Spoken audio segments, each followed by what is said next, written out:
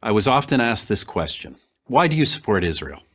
My response, in effect, was always the same. Why wouldn't I support Israel? Why wouldn't I support a fellow democratic nation where open elections, free speech, and religious tolerance are the everyday norm? Why wouldn't I support a country with a vibrant free press and an independent judiciary? Why wouldn't I support a valuable trading partner and a wellspring of amazing technological innovation?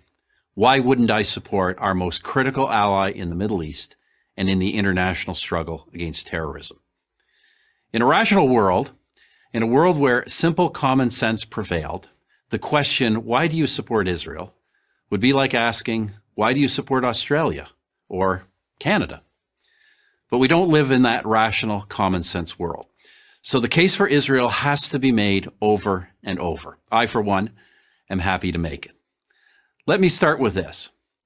Every military action Israel has ever taken has been to protect itself. Israel is not an aggressor state. It's a defensive state. This has been true from its founding to this day. As a fledgling nation in 1948, Israel was immediately attacked by its Arab neighbors. Their goal was not to contain the tiny new country. It was to annihilate it. No nation came to Israel's aid. Not the United States, not my country, Canada, not the United Kingdom. No one. They all thought Israel would lose, but it didn't lose. It won. In 1967, Israel's neighbors again sought to utterly destroy the Jewish state, a nation that had then existed for 2 decades. Again, Israel prevailed, and it survived another all-out attack in 1973. Those are the big wars, but I'm not sure there's been a single day in Israel's entire history when some act of terror has not been waged against it, inside or outside its borders.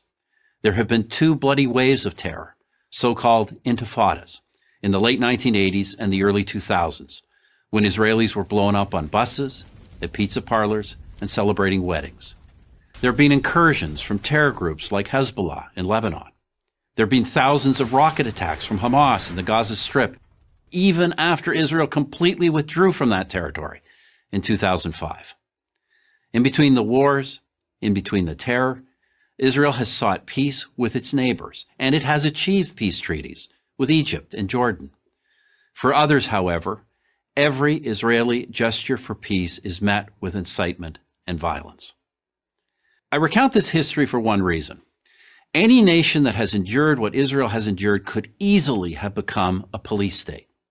But through it all, Israel has never abandoned its commitment to the rule of law, to democracy, to tolerance. 1/5 of its citizens are Muslim. They enjoy the same rights as Jewish citizens. They occupy key positions in the nation's courts, press, and government, and they have their own parties representing them in the Knesset, Israel's parliament. To say that Muslims in Israel are the freest Muslims in the region is an understatement. How about this as a human rights test? Prisoners in Israel, be they Jewish or Arab, are well treated, well fed, and have access to the best possible medical care. Parents and spouses of these prisoners know where they are and that they are safe. Who else in the region but Israel can make that claim? Through all the wars and all the terror, Israel has survived, and especially in the last 20 years, it has thrived. It's known as Startup Nation, and with good reason. Key components of your cell phone and your laptop were designed in Israel. A drug or a medical device that has saved your life or the life of a loved one may have been developed in Israel. Yet there are leftist politicians, activists, artists, academics, and college students who devote their lives to denouncing Israel, calling for boycotts, demanding it be cut off from academic and professional societies. Do they denounce the Palestinian leadership that hasn't held an election in well over a decade?